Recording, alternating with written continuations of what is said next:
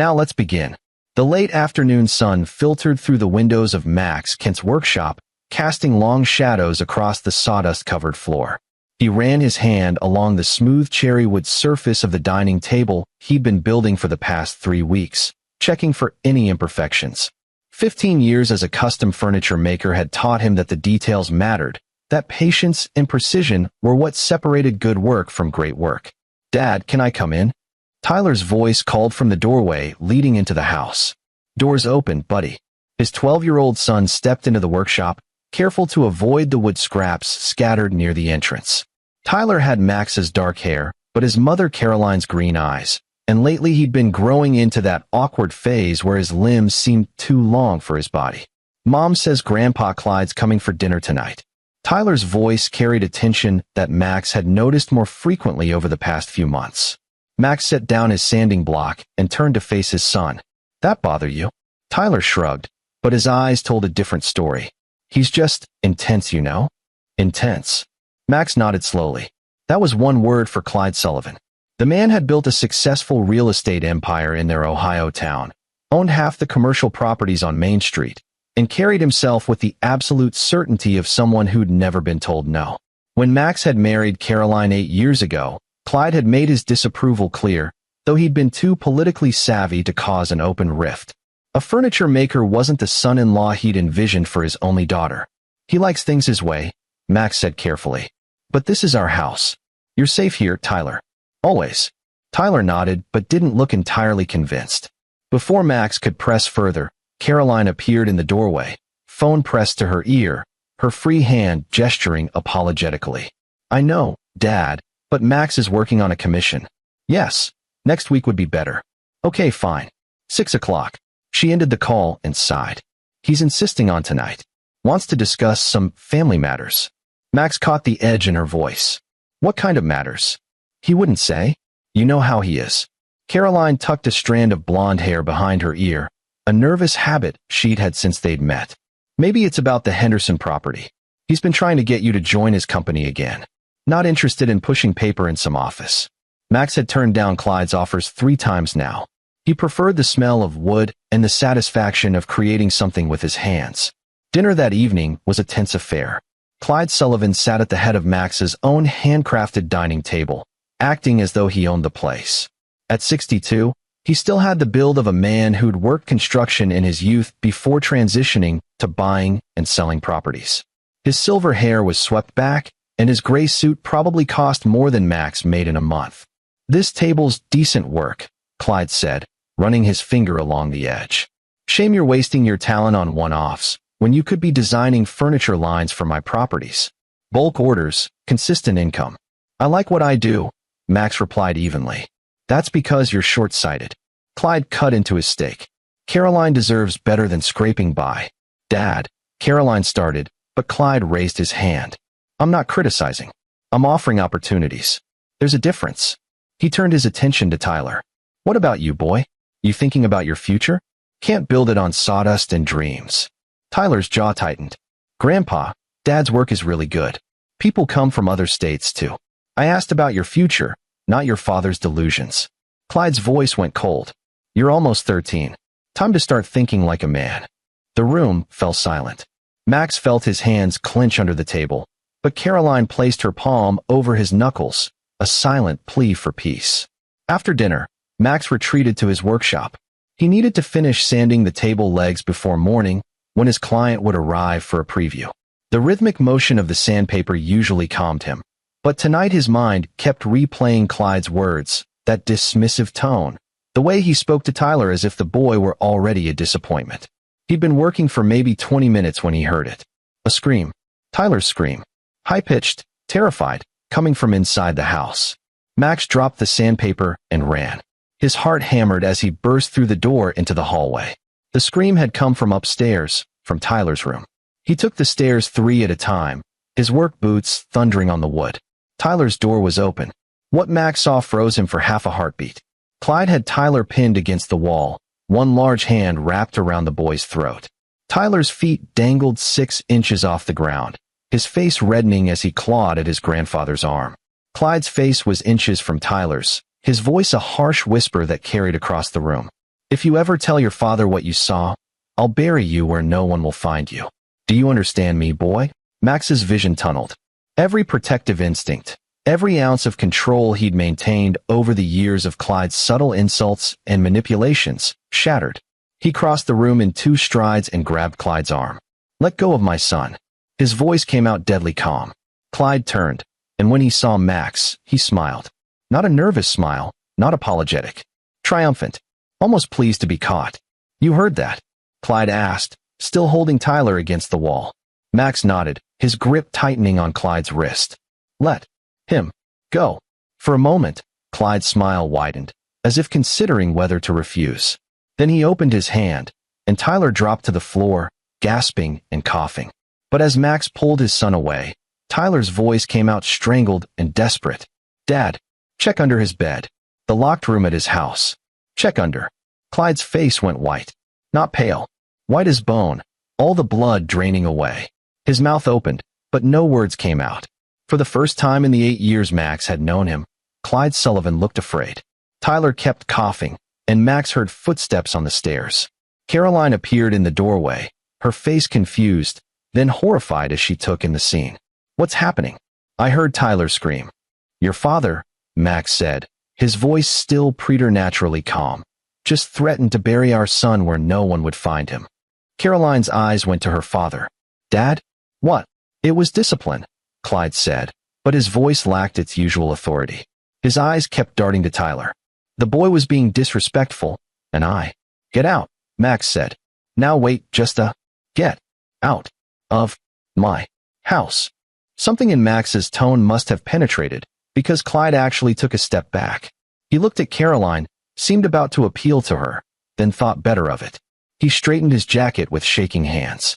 This isn't over, he said, but it sounded hollow. Max didn't respond. He kept his arm around Tyler, waiting until he heard Clyde's footsteps on the stairs, the front door opening and closing, the sound of a car engine starting and fading into the night. Only then did he kneel down to Tyler's eye level. His son's neck already showed the red marks that would turn to bruises. What did you see? Max asked gently. What did he do? Tyler's eyes filled with tears.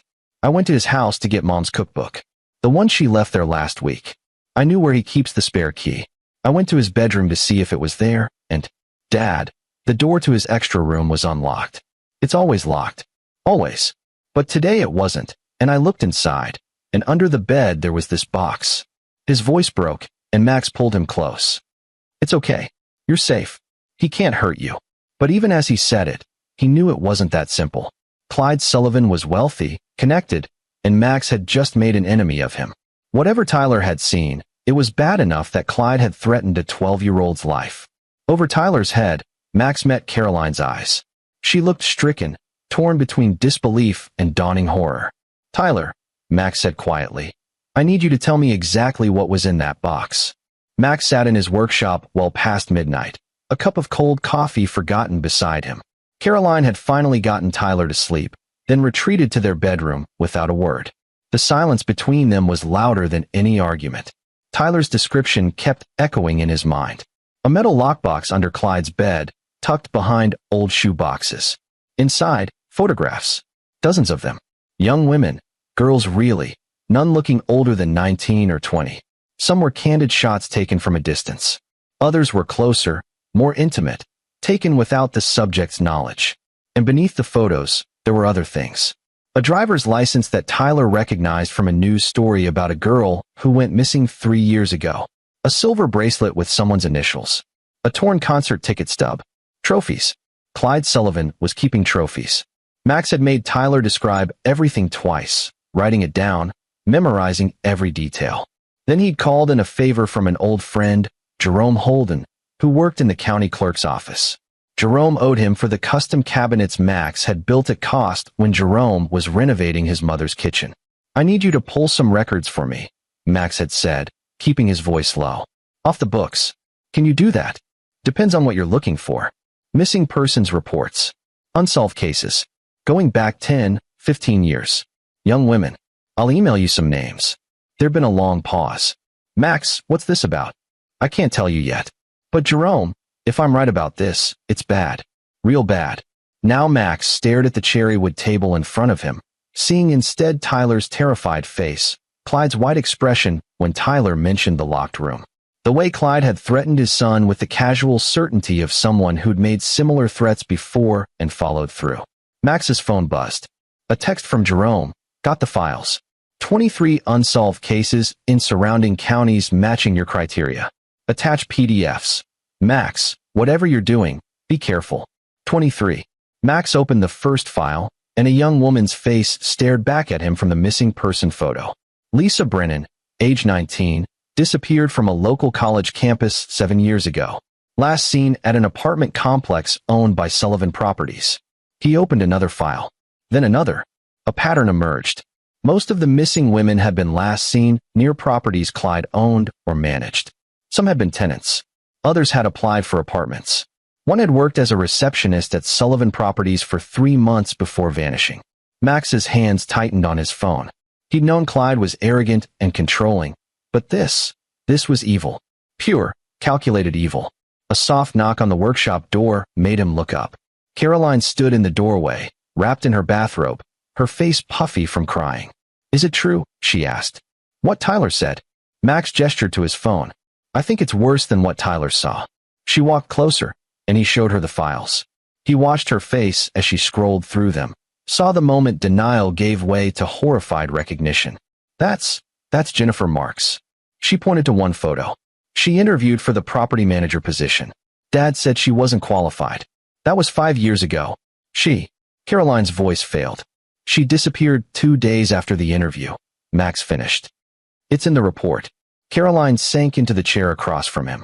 For a long moment, she just stared at the photos of young women who'd smiled for cameras, never knowing they'd become victims of a predator who hid behind suits and real estate deals.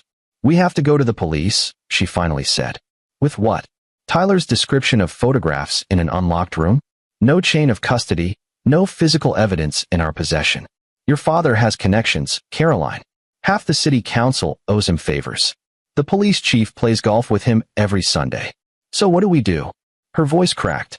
Let him get away with it. Max looked at his wife, at the anguish in her eyes, the way she was already pulling away from the father she'd loved and defended for 36 years. Then he thought of Tyler upstairs, sleeping fitfully with bruises on his throat and nightmares waiting behind his eyelids. No, Max said quietly. We don't let him get away with it. But we do this smart. We build a case so airtight that his money and connections won't matter. And we protect Tyler while we do it. How? Max thought about the tables he built, how each piece had to fit perfectly, how patience and precision were everything. He thought about Clyde's arrogance, his certainty that he was untouchable. I need to think. But Caroline, your father threatened to kill our son. He's been doing this for years. He's not going to stop unless someone makes him stop. She nodded slowly. What do you need from me? Time. And trust. This is going to get ugly before it gets better. Caroline reached across the table and took his hand. Her palm was cold. He's not my father anymore. I don't know what he is, but he's not my father. Do whatever you have to do. The next morning, Max dropped Tyler at school and made his way to the Sullivan Properties main office. The receptionist, a young woman named Stephanie Ramsey, looked surprised to see him. Mr. Kent, Mr. Sullivan isn't in. I know. I'm here to apologize. Max kept his voice casual, friendly. Things got heated last night. Family stuff. I want to make it right. Stephanie's expression softened. He did seem pretty upset when he came in earlier. He's at the Henderson property site, if you want to catch him. Max drove to the construction site on the edge of town, where Clyde was overseeing the renovation of an old warehouse into luxury apartments. He found the older man standing near a concrete mixer, barking orders at the foreman. Clyde, Max called out. Got a minute? Clyde turned, his face hardening. What do you want? To talk. Somewhere private. They walked to Clyde's Mercedes, parked away from the workers. Max leaned against the hood, keeping his posture relaxed even as his mind raced. Last night got out of hand, Max said. Tyler shouldn't have been snooping in your house, and I overreacted when I saw him against the wall. Clyde's eyes narrowed, searching for the trap. You threatening my grandson was unacceptable, but I understand discipline. Exactly. Max forced what he hoped was a conciliatory smile. You're right that I've been short-sighted. That furniture maker gig, it's not providing the security Caroline and Tyler need. I've been thinking about your offer. The property development position. Yeah, I'm good with my hands. Good at seeing how spaces fit together. Could be valuable. Clyde studied him for a long moment. Max could see the calculation happening behind those cold eyes. Having Max inside Sullivan Properties, under Clyde's thumb, would eliminate a problem and assert dominance. But there was also suspicion there, wariness. This is sudden, Clyde finally said. Tyler's getting older. College isn't cheap. Pride doesn't pay bills. Max met Clyde's gaze directly. And Caroline, she's been stressed. This fight between us isn't helping. I'm willing to make peace if you are. Another long pause. Then Clyde extended his hand. Monday, 9 a.m. Don't be late. Max shook it, feeling Clyde's grip try to crush his fingers in a pointless display of dominance. He matched the pressure until Clyde released first. As Max drove away, he caught Clyde's reflection in the rearview mirror. The older man stood beside his Mercedes, watching Max's truck disappear, his expression unreadable. Max pulled over 2 blocks away and let out a breath he didn't know he'd been holding. His hands were shaking slightly. He'd just shaken hands with a serial predator, smiled at him, played the role of the submissive son-in-law. But he'd also gotten exactly what he needed, access. He pulled out his phone and dialed Russ Fitzgerald's number. Russ owned the hardware store downtown, had known Max since Max had first moved to town. More importantly, Russ's daughter Sarah had disappeared 11 years ago, right after graduating high school. Russ? It's Max Kent. I need to ask you something about Sarah. It's important. There was a heavy silence on the other end. Max, I don't talk about Sarah. You know that. I know. But I think I might have found something. Can we meet? Where? Your store? After you close. And Russ, don't mention this to anyone. Max ended the call and stared at his phone. Jerome's files were still open, 23 faces looking back at him. Sarah Fitzgerald's photo was third from the top. Last seen leaving a party at an apartment complex. An apartment complex owned by Sullivan Properties. He had 3 days before Monday. 3 days to build his case before stepping into Clyde's world. 3 days to figure out how to destroy a monster without becoming one himself. Max started the truck and headed home. He had work to do. Russ Fitzgerald closed the hardware store at 6 p.m. sharp and locked the front door. Max waited in his truck until the lights went out in the storefront, then walked around to the back entrance. Russ opened it before Max could knock, his weathered face creased with lines that hadn't been there 11 years ago. Come in. They sat in the cramped office that smelled of motor oil and dust. Russ poured 2 fingers of whiskey into mismatched glasses and slid one across the desk to Max. Sarah's birthday was last week, Russ said quietly. She would have been 29. I still bought her a card. Tasha thinks I'm crazy, but I can't stop hoping she'll walk through that door someday.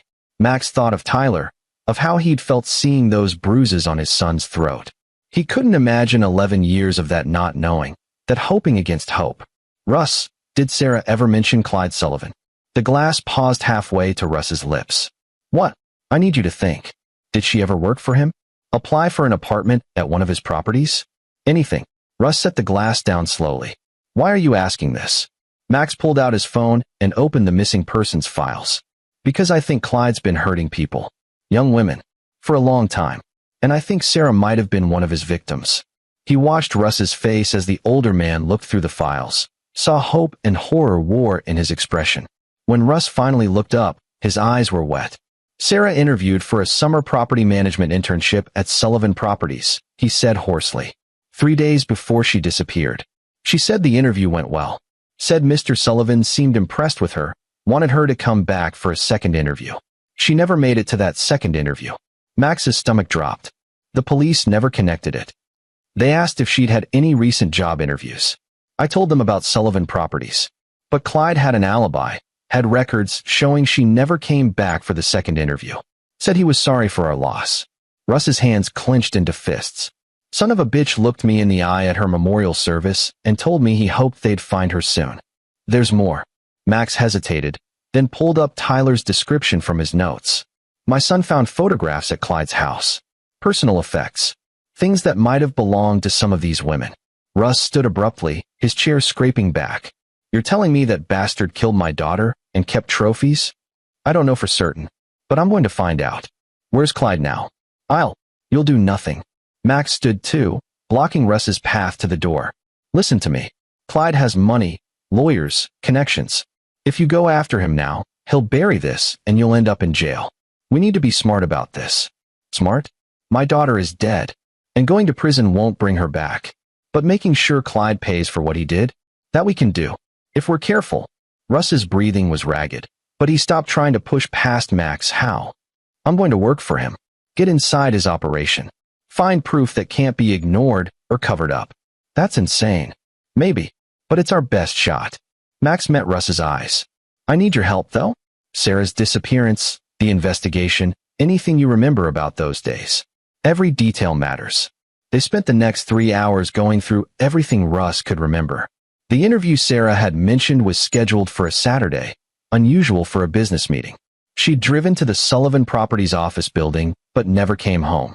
Her car was found 3 days later in a mall parking lot across town. Keys in the ignition, no signs of struggle. Police said she probably ran away, Russ said bitterly. Said teenage girls do it all the time. But Sarah wasn't like that. She had a full scholarship to Ohio State starting in the fall. She was excited. She wouldn't just leave. Max wrote everything down, cross-referencing it with the other cases. Patterns emerged. Most of the women had been alone for their interactions with Clyde. Several had cars found in random locations days later. None of the disappearances had obvious signs of violence or struggle. He's careful, Max said. Probably drugs them, stages it to look like they left voluntarily. By the time anyone realizes something's wrong, the trail is cold. So how do we catch him? We get him on camera or recording admitting to it. We find where he keeps the evidence, the real evidence, not just what Tyler saw. We build a case so strong that even his lawyer friends can't make it disappear. Russ leaned back in his chair. This is going to be dangerous. Yeah. When do we start? Monday. I'm going to work inside Sullivan Properties, see what I can find. I need you to dig into Clyde's past. Property records, business deals, anything that might show where he could be hiding evidence. Can you do that without raising suspicions? I can be discreet. Russ's jaw set in a hard line. Max, if you find proof that he hurt Sarah, if you find her, I'll make sure you know first, Max promised. Before the police, before anyone. You and Tasha deserve that. As Max drove home that night, his phone rang. Caroline's number. Max, where are you? It's almost 10. Just finishing up some things. Be home in 20 minutes. Your phone's been going off. Someone named Andy Morrison called the house 3 times. Said it was urgent. Andy Morrison.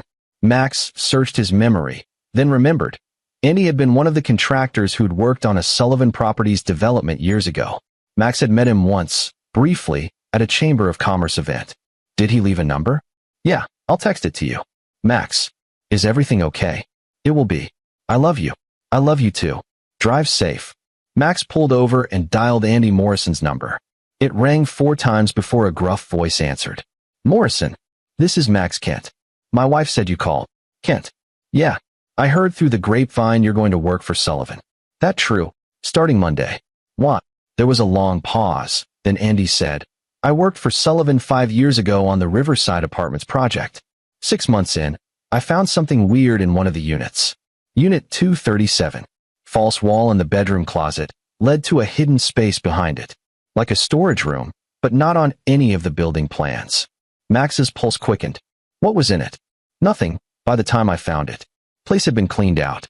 But there were marks on the walls, scratches, like someone had been locked in there. And a smell, Christ, a smell like.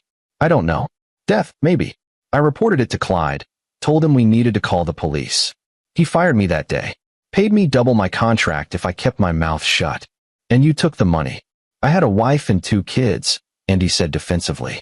And I didn't have proof of anything. Just a creepy room that could have been explained away. But I never forgot it.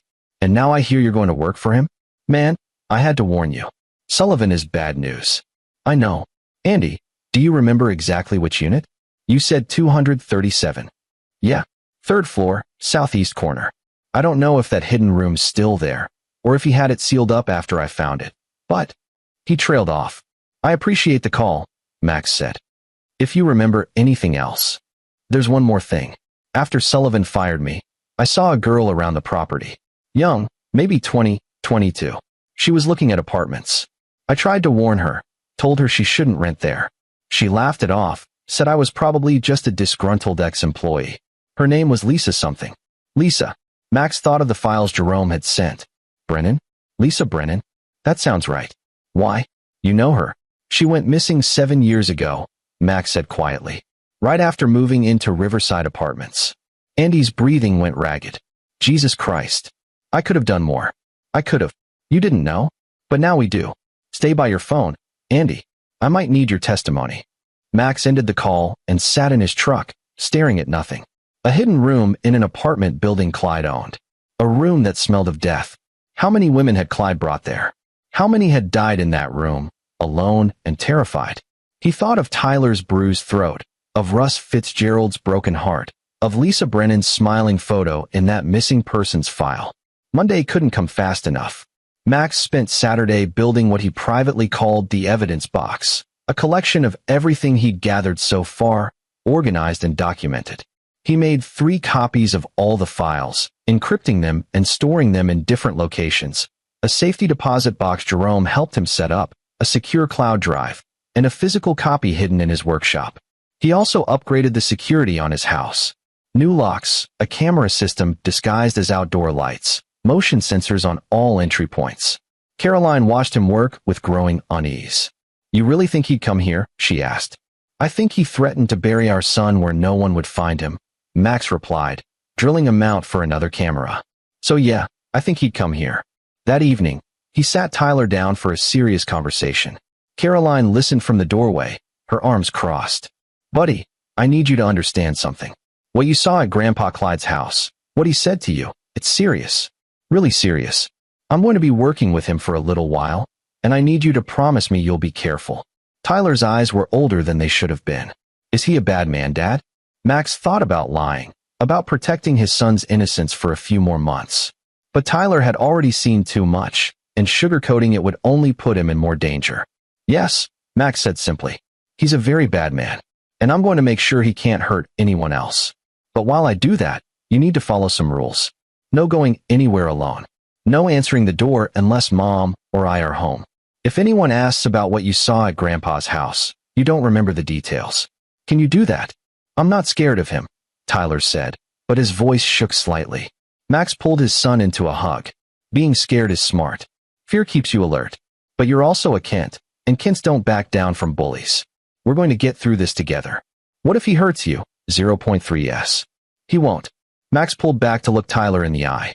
Because I'm smarter than him, and I'm not going to give him the chance. On Sunday, Max made one final call. Patrick Forbes was a private investigator who specialized in background checks for local businesses. Max had built custom cabinets for Patrick's office 2 years ago, and they'd stayed in touch. I need a favor, Max said, and it needs to stay completely off the books. I'm listening. Clyde Sullivan. I need you to pull everything you can find on him. Financial records, property transactions, criminal history, if any, known associates. Everything. Patrick whistled low. Sullivan's a big fish, Max. If he finds out I'm digging. He won't. And Patrick, there's 23 missing women who might be connected to him. 23 families who deserve answers. Silence. Then 23. At least. Probably more. Jesus. Okay. Give me a week. But Max, if this is what I think it is, you need to be careful. Men like Sullivan don't go down easy. I know. That's why I need every piece of ammunition I can get. Monday morning arrived cold and gray. Max stood in front of the mirror, adjusting his tie. He'd had to buy one yesterday, hadn't worn one since his wedding, and tried to see himself as Clyde would see him. Submissive, grateful for the opportunity. Controlled. You look like you're going to a funeral, Tyler said from the doorway. Feels like it. Max turned to face his son. Remember what we talked about? Stay alert. Trust nobody. Come straight home after school. Tyler grinned weakly. You sound like a spy movie. Good. Means you're taking it seriously. Max ruffled Tyler's hair. I'll pick you up from school today. Wait inside if I'm late. The Sullivan Properties office occupied a renovated Victorian mansion on Main Street, all brass fixtures and polished wood. Stephanie Ramsey greeted Max with a smile that didn't quite reach her eyes. Mr. Sullivan's expecting you. 3rd floor, corner office. Max climbed the stairs, taking in every detail. Security cameras in the corners, high-end locks on the offices, everything expensive and designed to impress. Clyde's office was exactly what Max expected. Oversized desk, leather chairs, walls covered with photographs of Clyde shaking hands with local politicians and business leaders. Clyde himself sat behind the desk, already working despite the early hour. He looked up as Max entered, his expression unreadable. "You're early. Good. Sit." Max sat. "Thank you for this opportunity. Don't thank me yet. You're starting at the bottom. Property inspections, maintenance coordination, tenant complaints. You'll work with Rich Shepard, our property manager. He'll show you the ropes." Clyde slid a folder across the desk. "Sign these." Max opened the folder. Employment contract, non-disclosure agreement, confidentiality clauses. His eyes caught on one phrase. Employee agrees not to discuss or disclose any information regarding Sullivan Properties or its owner without express written permission. Seems excessive for a property manager position, Max said carefully. "I value discretion. Some of our clients are high profile. They expect privacy." Clyde's eyes never left Max's face. "Problem?" "No problem." Max signed without reading further. He'd have Patrick review the contract later, but right now, getting inside Sullivan's operation mattered more than whatever legal trap the paperwork might contain. "Rich will meet you downstairs. He'll take you to Riverside Apartments first. We're renovating several units." Clyde leaned back in his chair. "Max, let's be clear about something. You're here because Caroline asked me to give you a chance, and because I believe in second chances. But if you screw this up, if you cause problems, or make me regret this decision, you're gone." "Understood. Understood." "Good. Now get out." Max found Rich Shepard waiting in the lobby. Rich was maybe 45, balding, with the tired eyes of someone who'd seen too much and stopped caring. He barely glanced at Max before heading for the door. "Let's go. We've got 12 properties to check today." They drove to Riverside Apartments in Rich's company van. The complex was newer than most of Sullivan's properties, maybe 8 years old, with 3 buildings arranged in a U-shape around a courtyard. Rich droned through the basic information. 84 units total, average occupancy rate 92%, mostly young professionals and college students. You'll handle complaints, schedule repairs, collect rent from anyone who doesn't pay online. It's boring work, but it pays. Rich pulled a key ring from his pocket. Unit 237 is vacant. Needs painting and new carpet. We'll start there. Max's pulse jumped. Unit 237. Andy Morrison's unit, the one with the hidden room.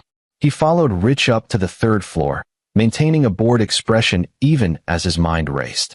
The unit was typical, small living room, galley kitchen, single bedroom, bath. But the bedroom closet made Max's skin crawl. It was deeper than it should be, and when Rich stepped inside to check the dimensions, Max noticed something. The back wall sounded hollow. "Rich, you mind if I take some measurements?" Max pulled out his phone. "I want to familiarize myself with the unit layouts." "Knock yourself out. I'll be outside having a smoke." The moment Rich left, Max examined the closet wall more carefully. It looked solid, but when he pressed on specific points, he felt slight give. There had to be a release mechanism, but he didn't have time to find it now. He took photos from every angle, noting the seams that were just slightly off, the way the wall was a fraction of an inch recessed from the sides. And he had been right. There was definitely a hidden space here. Rich returned reeking of cigarettes. "Done." "Yeah. What happened to the last tenant?" "Moved out." Rich's tone made it clear he didn't care enough to elaborate. They spent the rest of the day visiting other properties. Max kept mental notes of everything: security systems, access points, which buildings had cameras and which didn't. By the time Rich dropped him back at his truck, Max's head was spinning with information. "You'll do," Rich said grudgingly. "Most newbies can't keep up. See you tomorrow, 7 a.m. sharp." Max drove to pick up Tyler, then swung by his workshop instead of going straight home. He downloaded the photos from his phone and studied them on his computer, zooming in on the closet wall seams. "What are you looking at?" Tyler asked, appearing at his shoulder. "Just work stuff. That's Grandpa's apartment building. I recognized the lobby from his Christmas party last year." Tyler pointed at one photo. "Why are you taking pictures of a closet?" Max closed the laptop. "I can't tell you everything yet, buddy. But I promise, when this is over, I'll explain. For now, you need to trust me." "I do trust you, Dad." Tyler hesitated. "Is this about what I saw? In the box?" "Yeah." "Good. He deserves whatever you're planning." The certainty in Tyler's voice, the lack of mercy, worried Max. His 12-year-old son shouldn't have that kind of hardness in him.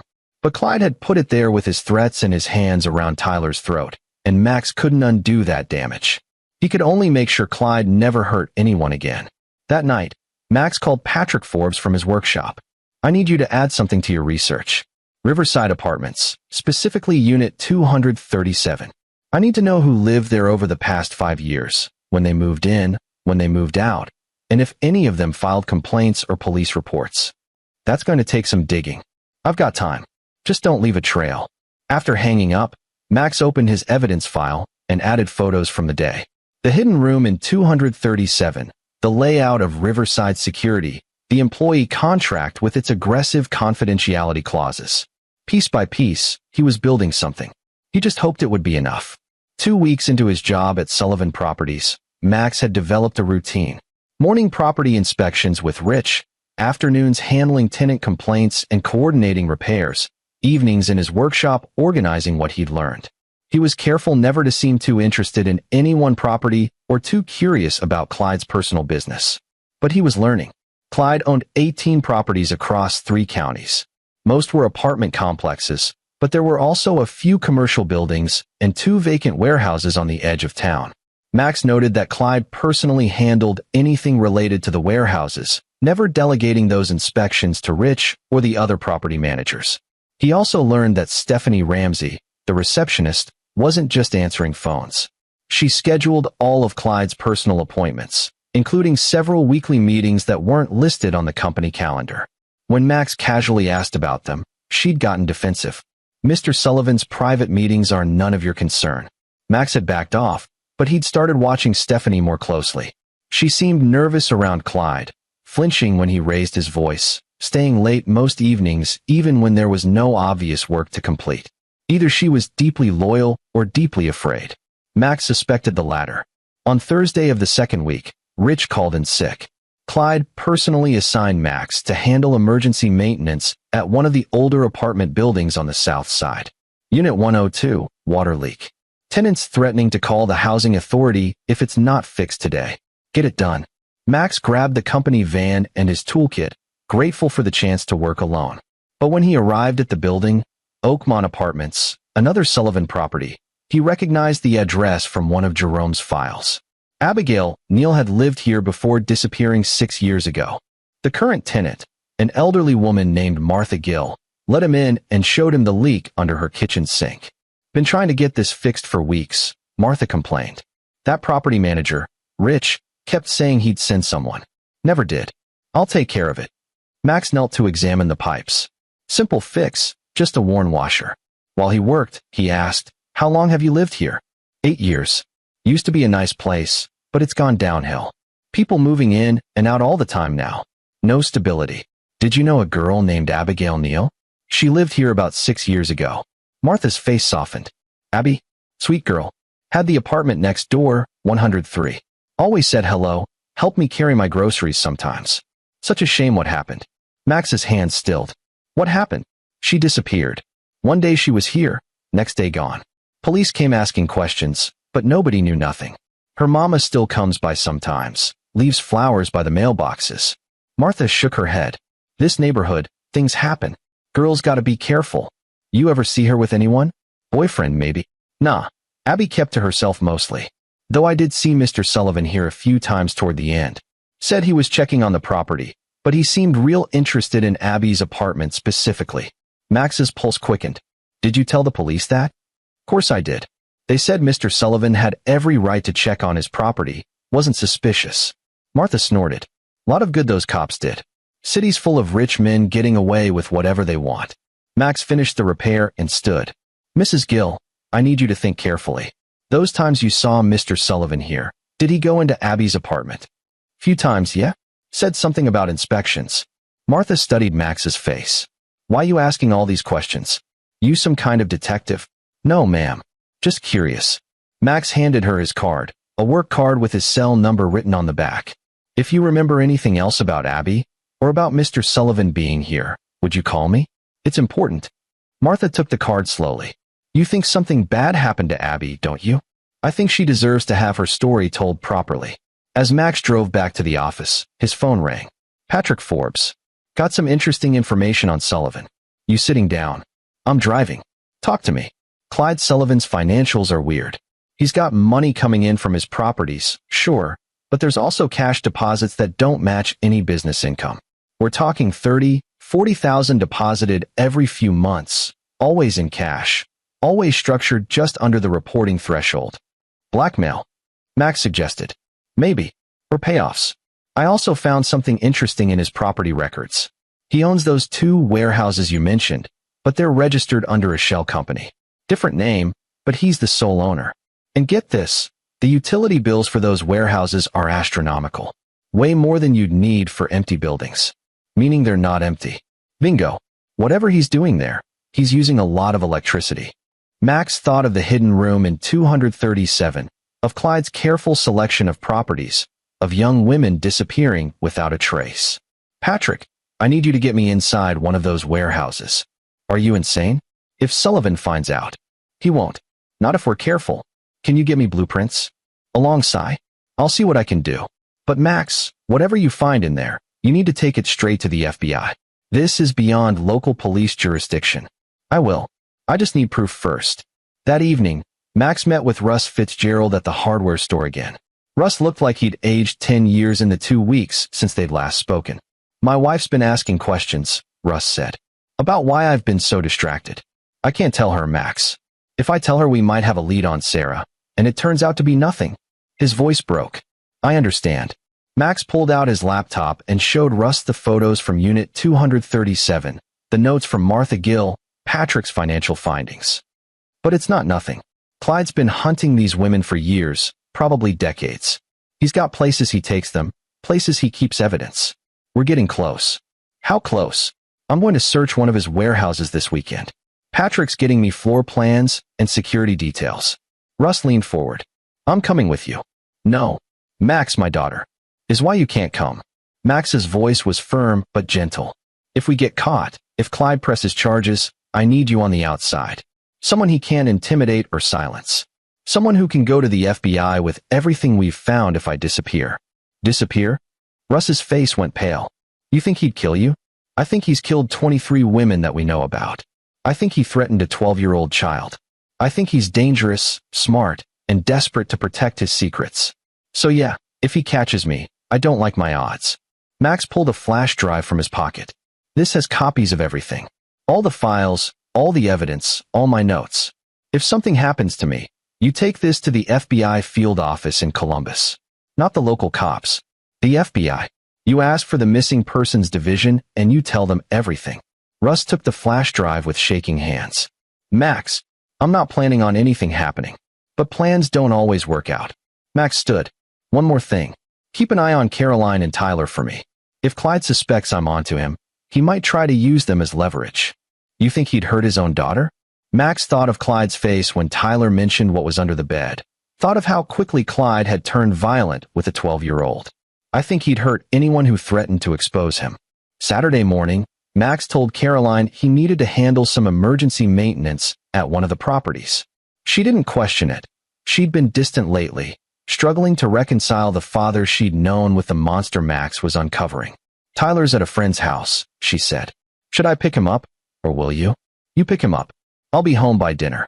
He kissed her, perhaps holding on a moment longer than necessary, then drove to meet Patrick Forbes in a grocery store parking lot 2 towns over. Patrick handed him a folder through the truck window. Warehouse blueprints, alarm codes. Those might be out of date, and photos of the exterior from a few days ago. The place has cameras, but they're old and the coverage isn't great. Blind spot on the west side near the loading dock. Max studied the blueprints. The main warehouse floor was large and open, but there were smaller rooms along one wall. Office space, maybe, or storage. Any idea what he's using it for? Officially? Climate-controlled storage. He rents some space to local businesses for inventory overflow. But those electricity bills suggest he's running something more than a few dehumidifiers. Max folded the blueprints carefully. Patrick, after today, you're done. Whatever happens, you don't know anything about this. Max, be careful. Men like Sullivan don't leave evidence lying around. I'm counting on his arrogance. He thinks he's untouchable. The warehouse was on the industrial side of town, surrounded by other storage facilities and shipping depots. Max drove past twice, noting the camera positions, the locks on the doors, the complete absence of any other people or vehicles. It was afternoon on a Saturday. The businesses here operated Monday through Friday only. He parked his truck a block away and walked back, staying in the camera blind spots Patrick had identified. The loading dock door's lock was newer than the others, high security. Max was good with his hands, but not a locksmith. The side door was older, though, with a standard deadbolt. Max pulled out his lock-picking tools. He'd learned the skill years ago out of curiosity, never imagining he'd use it for breaking and entering, and worked the lock for 3/10 minutes before it clicked open. The warehouse interior was dim, lit only by dusty windows near the ceiling. Rows of storage units lined the main floor, each secured with padlocks. But Max's attention went immediately to the offices along the back wall. 3 doors, all closed, one with a much newer lock than the others. He approached the door with the new lock and examined it closely. No windows, reinforced frame, the lock itself was commercial grade. Whatever was behind this door, Clyde wanted it very secure. Max had brought bolt cutters for the storage unit padlocks, but they'd be useless against this lock. He was about to try the lock picks when he heard something. A voice, faint, coming from beyond the door. Female, saying something he couldn't make out. Max's blood froze. He pressed his ear to the door and heard it again. Definitely a voice, maybe crying. Someone was in there. Someone was alive. He abandoned caution and kicked the door hard, right next to the lock. The frame splintered but held. He kicked again, throwing all his weight behind it. The frame gave way with a crack like a gunshot. The room beyond was dark, but Max's eyes adjusted quickly. It was maybe 15 by 15 feet, with a cot in one corner, a camping toilet, and a girl huddled against the far wall. She looked maybe 19, emaciated, terrified, her hair matted and dirty. "It's okay," Max said, keeping his voice low and calm despite his racing heart. "I'm not going to hurt you. My name is Max. I'm here to help." The girl stared at him with wild eyes. "He said no one would find me. He said he'd kill me if I screamed." "Who said that?" But Max already knew. He pulled out his phone and called 911. "This is an emergency. I'm at 1847, Industrial Drive, the Sullivan Properties warehouse. There's a girl here who's been imprisoned. I need police and an ambulance immediately." The dispatcher started asking questions, but Max cut her off. "Just send them. Now." He turned to the girl. "What's your name?" "Kelly. Kelly Barrett. He took me 3 weeks ago. I was looking at an apartment, and he offered to show me another property, and then..." She started crying. Max's mind raced. Kelly Barrett. He hadn't seen her name in the missing persons files, but 3 weeks wasn't long. The search would still be active, her family still hoping. "Kelly, I need to take some photos as evidence. Is that okay?" She nodded, and Max documented everything. The room, the makeshift prison, Kelly herself. Then he heard sirens in the distance. "The police are coming. You're safe now. But Kelly, I need you to tell them everything. Every detail about who took you, what he did, where he brought you. Can you do that?" "It was Mr. Sullivan," Kelly said. "Clyde Sullivan. He owns the apartment building where I applied. He seemed so nice at first." The sirens got louder. Max heard tires on gravel, car doors slamming. He stepped out of the room with his hands raised as police officers burst through the door he'd broken earlier, guns drawn. "Hands up." On the ground. Max complied immediately, dropping to his knees with his hands behind his head. "There's a girl in that room. Kelly Barrett. She needs medical attention. The man who imprisoned her is Clyde Sullivan." 2 officers moved past him toward the room, while another kept his gun trained on Max. "What's your name?" "Max Kent. I work for Sullivan Properties. I found her by accident while checking inventory." It was a lie, but it would hold up better than admitting he'd broken in deliberately. The officer's eyes narrowed, but before he could respond, one of the officers from the room called out. "We've got her. She's alive. Get the EMTs in here." Paramedics rushed past, and Max heard Kelly's voice, sobbing in relief. He stayed on his knees, hands behind his head, while the officers secured the scene. Finally, a detective arrived, a woman in her 40s with sharp eyes and a no-nonsense expression. She looked at Max, at the broken door, at the room beyond. "I'm Detective Lynette Charles. You want to tell me what really happened here?" Max met her eyes. "Clyde Sullivan has been abducting young women for years. Maybe decades. Kelly Barrett is just the most recent victim. There are at least 23 unsolved missing persons cases connected to his properties, and I can prove it. Detective Charles studied him for a long moment. That's a serious accusation. I have documentation, files, evidence. And now you have Kelly, who can identify him as her abductor. Where's Sullivan now? I don't know, but he owns properties all over the county. If he finds out Kelly's been found, he'll run or destroy evidence. You need to move fast. Detective Charles pulled out her radio. Get me a warrant for Clyde Sullivan's arrest and search warrants for all Sullivan Properties locations. Suspicion of kidnapping and false imprisonment. And someone finds Sullivan. I want eyes on him before he hears about this. She turned back to Max. You're coming to the station. We need your full statement and all that evidence you mentioned. Max nodded. As the officers helped him to his feet, he saw Kelly being loaded into an ambulance. She looked at him through the open doors, and he saw something in her eyes that hadn't been there before. Hope. The interrogation room at the police station was exactly like Max had seen in movies. Gray walls, metal table, observation window. Detective Charles sat across from him with a digital recorder between them. Start from the beginning, she said. Everything. Max did. He told her about Tyler finding the box under Clyde's bed, about the photographs and personal effects. He told her about the 23 missing women Jerome had identified, about the pattern of disappearances near Sullivan Properties. He told her about Andy Morrison's discovery of the hidden room in Unit 237, about Martha Gill seeing Clyde at Abigail Neal's apartment before she vanished. Then he pulled out the flash drive from his pocket. This is everything. All the missing persons files, property records, financial irregularities, witness statements. I've been building this case for 2 weeks. Detective Charles took the flash drive. You should have come to us immediately when your son found that evidence. Would you have believed me? A father-in-law who doesn't like me, a son who allegedly saw some photos in an unlocked room? No physical evidence, no victims coming forward. Max shook his head. Clyde Sullivan owns half this town. He has the police chief's personal cell number. I needed ironclad proof before I could risk him being warned and destroying everything. So you broke into his warehouse. I was checking inventory for work, Max said, maintaining the lie. The door wasn't properly secured. The door was kicked in. It was damaged. I thought I heard someone inside and was concerned about intruders. Detective Charles almost smiled. You're a terrible liar, Mr. Kent. But you also just saved Kelly Barrett's life, so I'm inclined to overlook your breaking and entering. She stood. Wait here. I need to review this evidence and coordinate with the FBI. FBI. Multiple missing persons across state lines. Potential serial predator? This is federal jurisdiction now. But don't worry, I'm not letting them push me out completely. I want Sullivan in a cell, and I want to be there when we put him in it. She left, and Max sat alone with his thoughts. He'd found Kelly, one living victim who could testify against Clyde. But what about the others?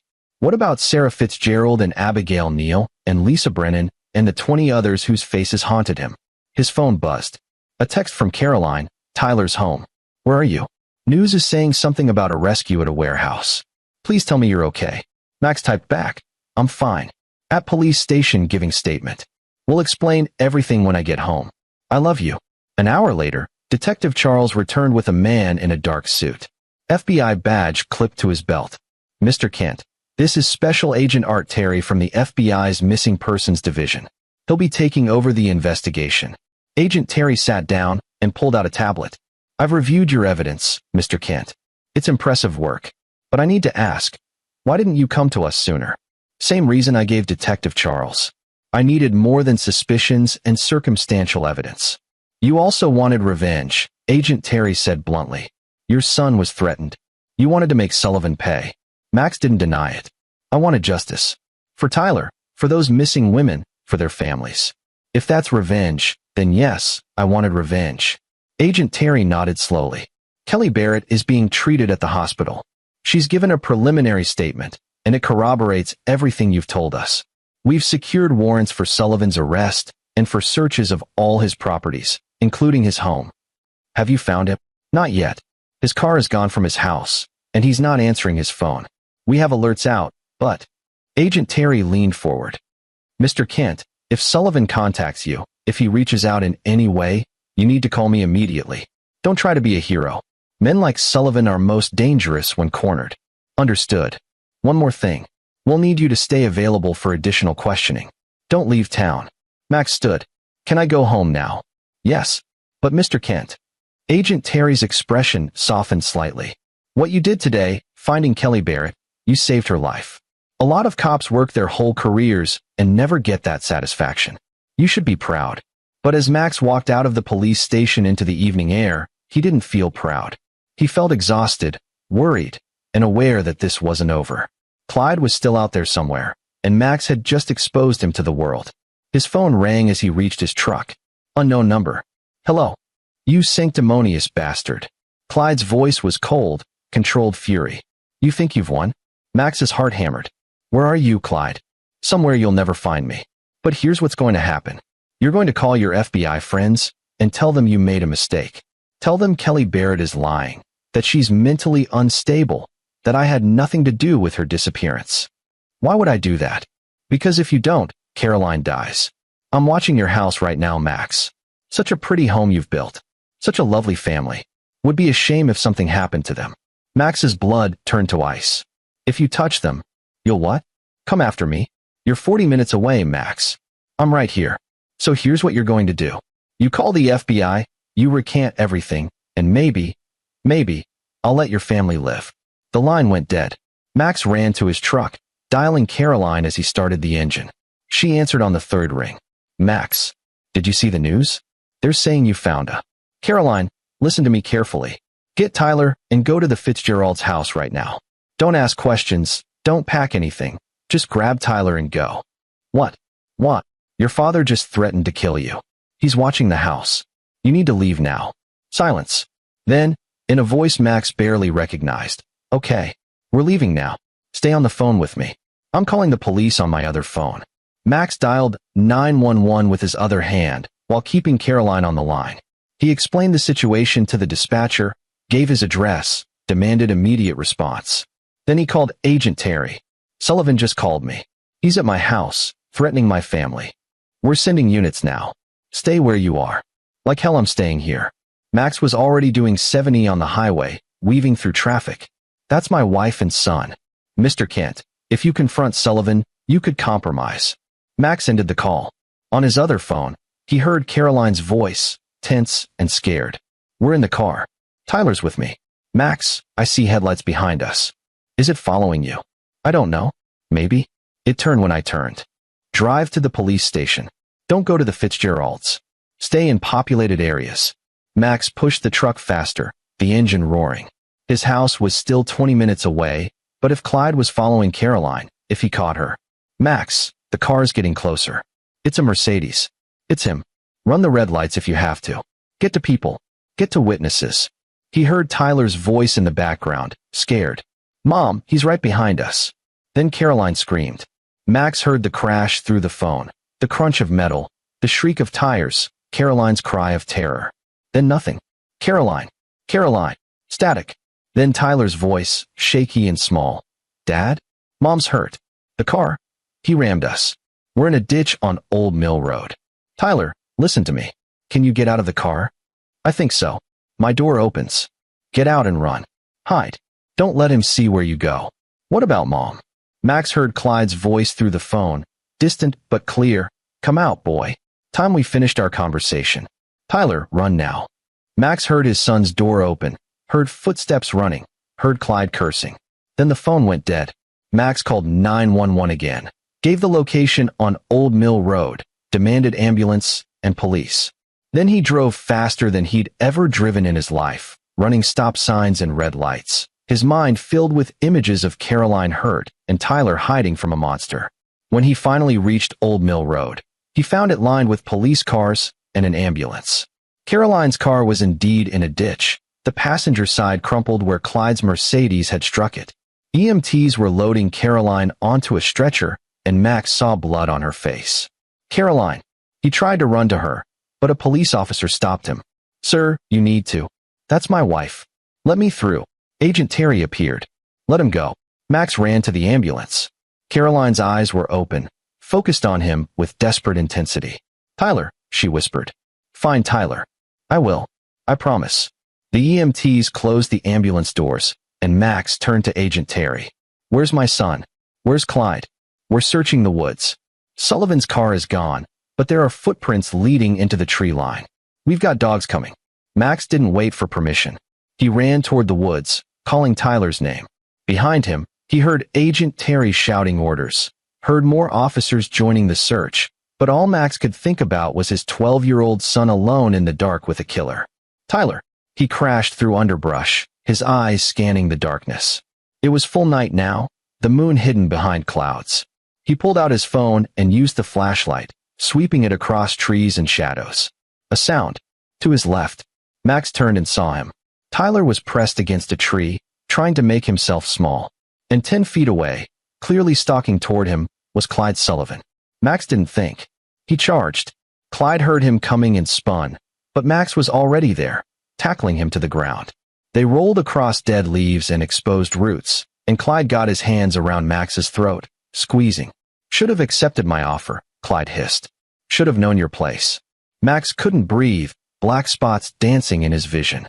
But he remembered 15 years of working with wood, of swinging hammers and lifting boards, of building furniture that lasted generations. He was strong. Stronger than Clyde gave him credit for. He drove his elbow into Clyde's ribs, and the grip loosened. Max sucked in air and rolled, pinning Clyde beneath him.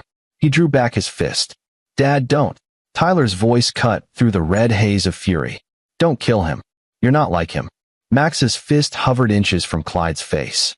The old man looked up at him with hateful eyes, blood trickling from his nose. "Do it," Clyde taunted. "Prove you're no better than me." Max thought of Kelly Barrett in that warehouse prison. He thought of Sarah Fitzgerald and Abigail Neal and 21 other women whose families deserved answers. He thought of Tyler watching him right now, learning what kind of man his father was. He lowered his fist. "You're going to rot in prison," Max said quietly.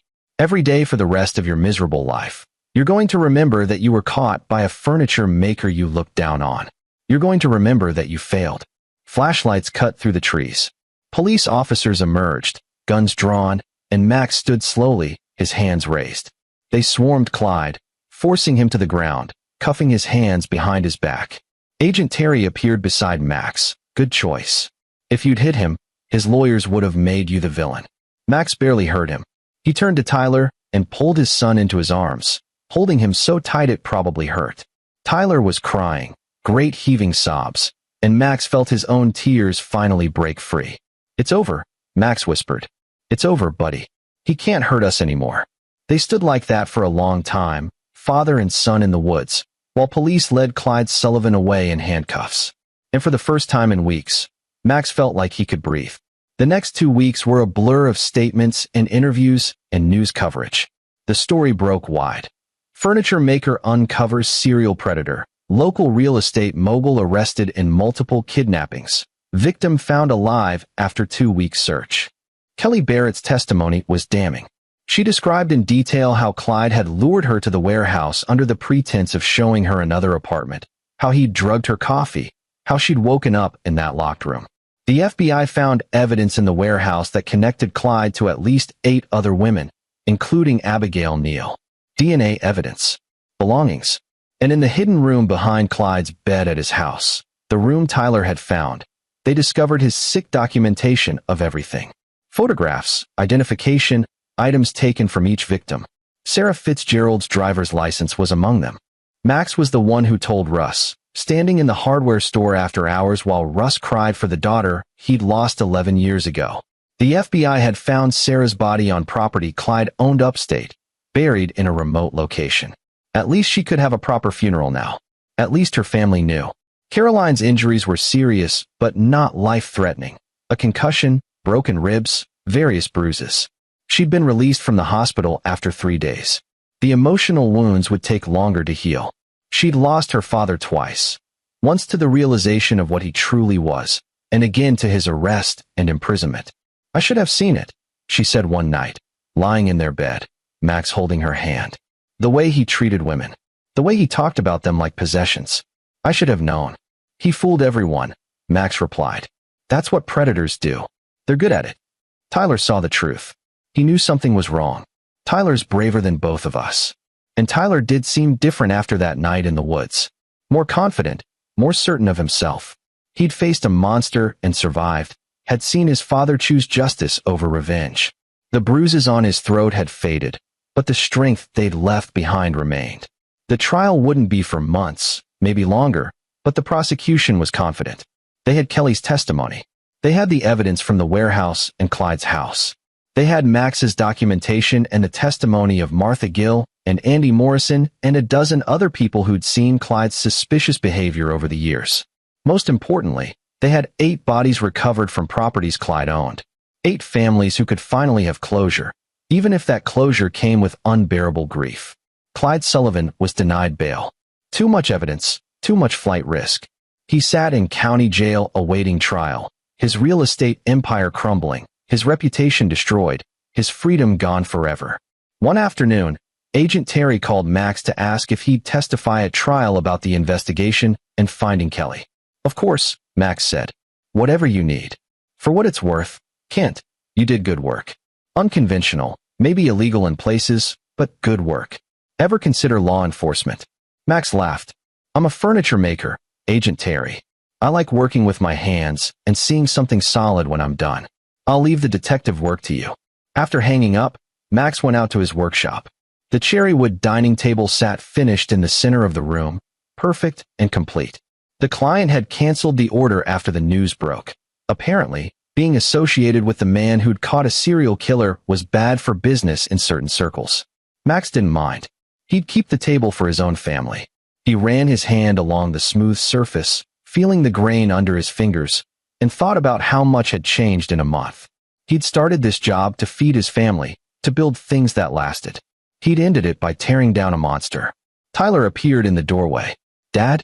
Mom says dinner's ready. Coming, buddy. They walked back to the house together, and Max noticed Tyler was walking taller now, more confident. His son had learned an important lesson, that doing the right thing wasn't always easy, but it was always worth it. That strength came in many forms. That monsters could be defeated, even by ordinary people with the courage to try. As Max sat down to dinner with his family, Caroline's bruises finally fading, Tyler laughing at something on his phone, the evening sun casting warm light through the windows. He felt something he hadn't felt in weeks. Peace. Clyde Sullivan was behind bars. Kelly Barrett was free. 8 families had answers. And Max Kent, furniture maker, had proven that you didn't need to be a detective or a superhero to make a difference. You just needed to care enough to act, to be smart enough to plan, and to be brave enough to see it through. The cherrywood table sat in his workshop, a reminder that good craftsmanship took time, patience, and attention to detail.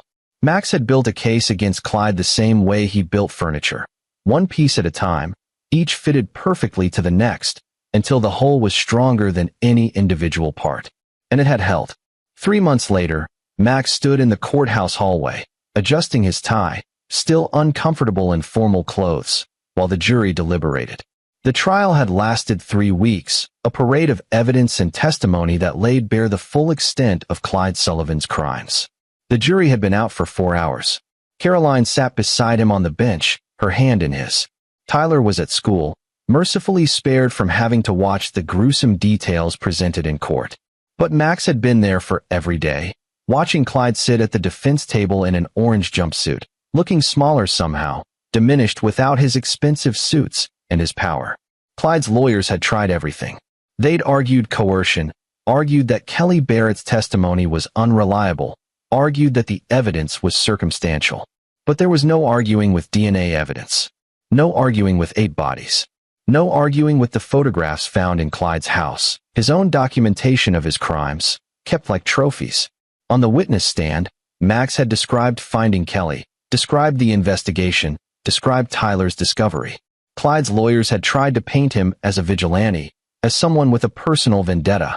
But Agent Terry's testimony had backed Max up, and Kelly's tearful recounting of her imprisonment had destroyed any sympathy the jury might have had for Clyde. Now they waited. Russ Fitzgerald appeared at the end of the hallway with his wife Tasha. They'd both testified about Sarah, about the 11 years of not knowing, about the small relief of finally being able to bury their daughter. Any word? Russ asked. Max shook his head. Not yet. They sat together in tense silence. Other families of victims filled the hallway, all of them waiting for the same thing, justice. Finally, a bailiff emerged. Jury's coming back. The courtroom filled quickly.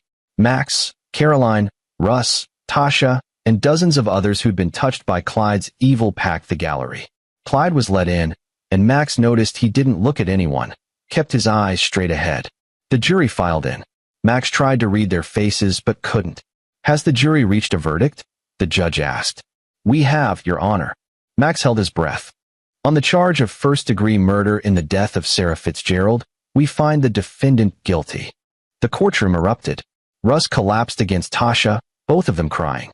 The judge banged his gavel for order. "On the charge of kidnapping and false imprisonment of Kelly Barrett, we find the defendant guilty. On the charge of first-degree murder in the death of Abigail Neal, we find the defendant guilty. Guilty, guilty, guilty. 8 counts of murder. Multiple counts of kidnapping. Assault." The list went on and on. Clyde sat motionless at the defense table, his face blank. His lawyers looked defeated. When the judge asked if Clyde had anything to say before sentencing, he stood slowly.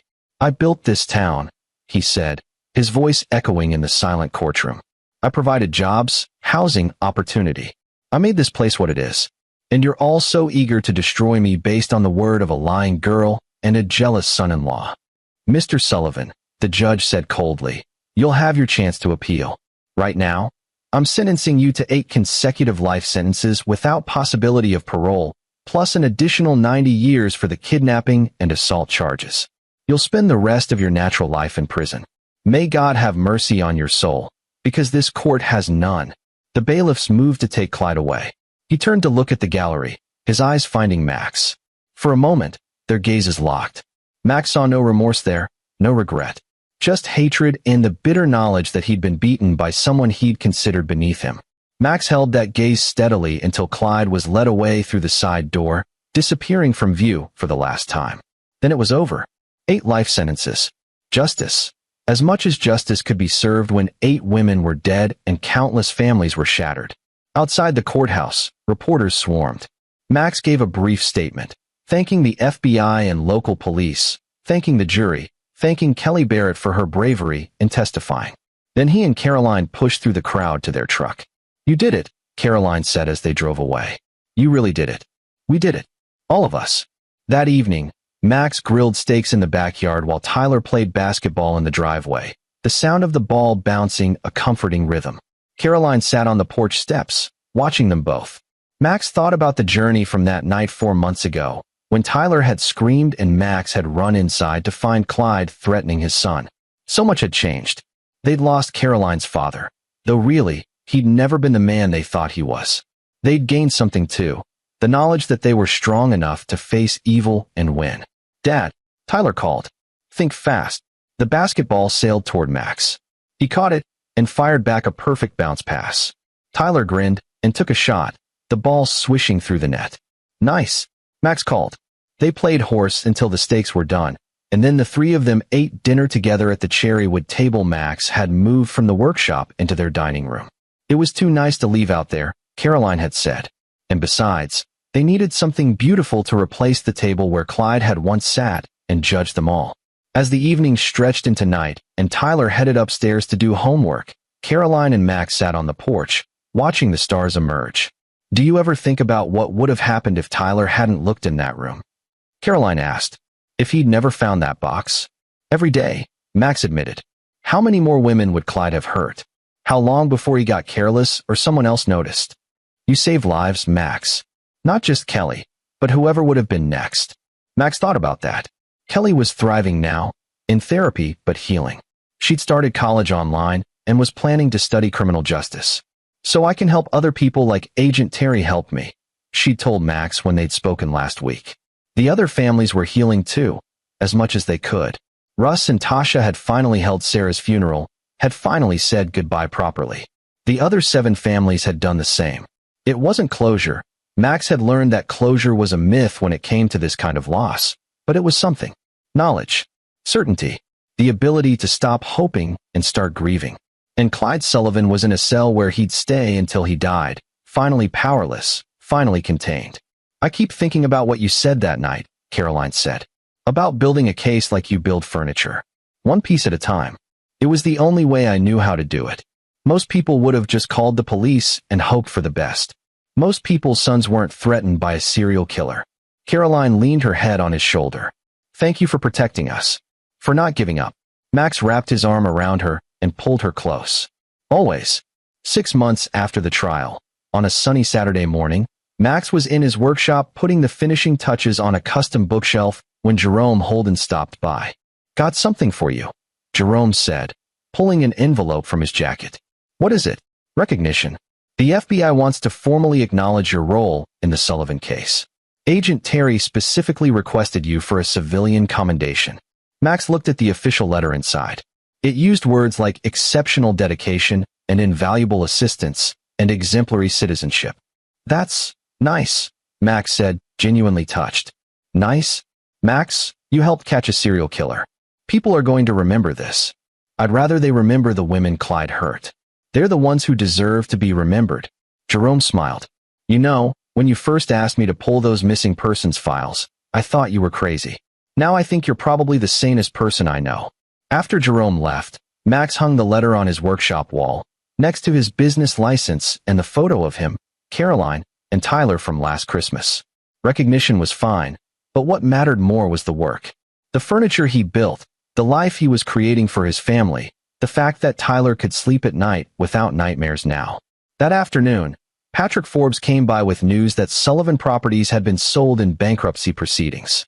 The new owners were keeping most of the staff, including Rich Shepard, but they'd offered Max his old job back at a significant raise. I'm good, Max told Patrick. Got more furniture orders than I can handle right now.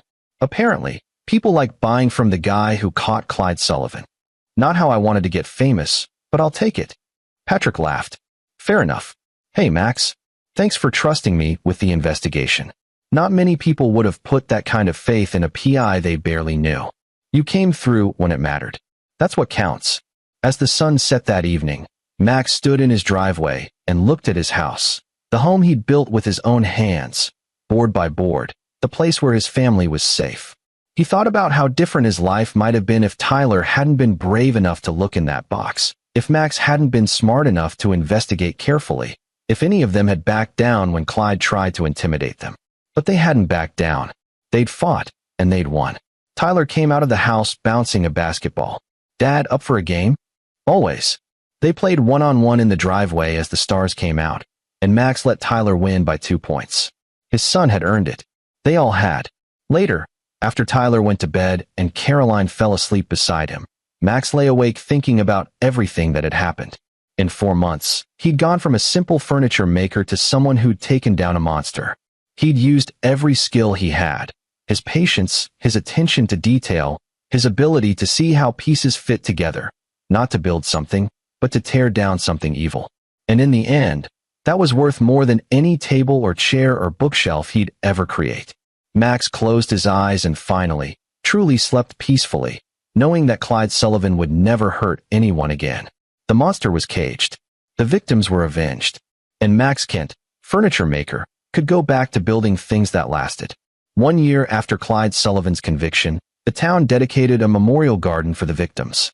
8 trees, one for each woman whose body had been recovered, planted in a circle around a central fountain. Plaques bore their names: Sarah Fitzgerald, Abigail Neal, Lisa Brennan, and 5 others. Max stood with Caroline and Tyler at the dedication ceremony, surrounded by the victims' families. Russ Fitzgerald had organized it, had raised the money, had designed the garden himself. It was beautiful and peaceful, a place to remember. Kelly Barrett gave a short speech about survival and strength, about the importance of never giving up hope. She looked healthy now, had gained back the weight she'd lost, and her eyes were clear and focused. When it was Max's turn to speak, he kept it brief. These women deserved better than what happened to them. They deserved to live their lives, to chase their dreams, to grow old. We can't give them that, but we can remember them. We can honor them. And we can make sure that what happened to them matters. Afterward, people came up to shake his hand, to thank him. Max accepted it gracefully, though he still felt strange being treated like a hero. He'd just been a father protecting his son, a man seeking justice. As the crowd dispersed, a young woman approached. She looked maybe 23, with nervous eyes and a determined set to her jaw. "Mr. Kent? I'm Tracy Bennett. You don't know me, but my sister was Abigail Neal." "Abby." Max remembered Martha Gill's stories about the sweet girl next door. "I'm so sorry for your loss. I wanted to thank you." After Abby disappeared, everyone said she probably just ran away. Said she was irresponsible, immature. But she wasn't. She was kind and smart, and she would never have just left. Tracy's voice broke. "You proved that. You gave her back her dignity. You gave our family the truth. That matters more than you know." Max didn't trust himself to speak. He just nodded. Tracy squeezed his hand. "If you ever need anything, anything at all, you call me. I mean it." After she left, Caroline put her arm around Max's waist. "You okay?" "Yeah. It's a lot." "It is. But it's also over. You can move on now." Could he? Max thought about the cherrywood table in their dining room, thought about the orders stacked up in his workshop, thought about Tyler's laughter and Caroline's smile and the normal, beautiful life they were rebuilding. "Yeah," he said. "I think I can." They drove home as a family, Tyler chattering about his upcoming basketball tournament, Caroline planning next week's meals, Max listening and content. His hands had built furniture for 15 years, solid and lasting work. But in 4 intense months, those same hands had helped tear down a predator and bring justice to 8 families. Both were good work. Both mattered. But Max was happy to return to the furniture. That night, Max sat in his workshop, the familiar smell of wood and varnish comforting. He had an order for a custom dresser due in 2 weeks, and he wanted to get started on the frame. But first, he opened his laptop and looked at the folder labeled Sullivan Case. Inside were all the files, all the evidence, all the documentation he'd built. He'd kept copies despite Agent Terry suggesting he delete them, because he wanted to remember. Not the horror of what Clyde had done, but the process of stopping him. The careful investigation, the patient collection of evidence, the strategic planning. Because someday, another monster might emerge. Another Clyde Sullivan hiding behind a respectable facade. And if that happened, Max wanted people to know that ordinary citizens could make a difference. That you didn't need a badge or special training to fight evil. You just needed to care, to be smart, and to refuse to back down. He closed the laptop and picked up his pencil to sketch the dresser design. The past year had taught him many things, but the most important was this. Strength came in many forms. Building furniture was strength. Protecting your family was strength. Standing up to evil was strength. And Max Kent had all 3. As he worked late into the night, the sound of his pencil scratching against paper, he felt truly at peace for the first time since that terrible evening when Tyler had screamed. The monster was defeated. The victims were remembered. Justice had been served. And Max was exactly where he belonged. In his workshop, building things that would last, creating beauty from raw materials, using his hands and his mind to make the world a little better, one piece at a time. Outside, the stars shone bright over the quiet town. Inside, a furniture maker worked on his latest creation, the past behind him, the future full of possibility. And in a maximum security prison 3 states away, Clyde Sullivan sat in a cell, powerless and forgotten, exactly where he deserved to be. This is where our story comes to an end. Share your thoughts in the comments section. Thanks for your time. If you enjoy this story, please subscribe to this channel. Click on the video you see on the screen, and I will see you there.